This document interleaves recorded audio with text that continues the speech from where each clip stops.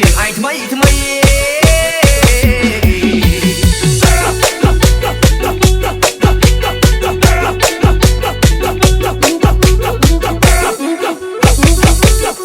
បងអាចារ្យសង្ហានឹងថាថ្មី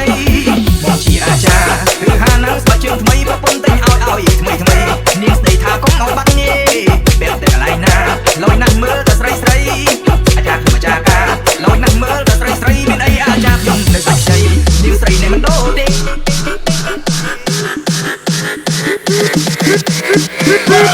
Start the party right now.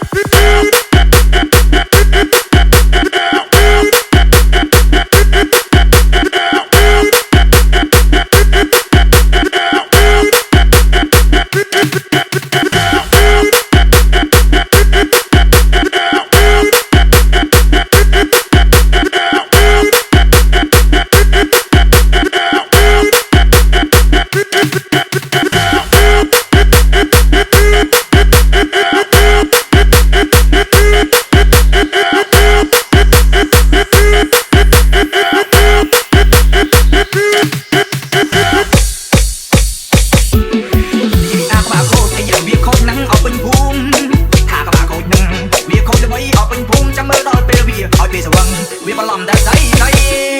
កាលនៅថ្ងៃសោយវាប៉ះចំប្រពន្ធអាចារ្យថាវាថ្ងៃសោយអាយ៉ាវាសវឹងប៉ាន់ប្រពន្ធអាចារ្យខ្ញុំភ្លេចអង្គអត់ធរអាទីយូរបានដូចស្ពងអានាង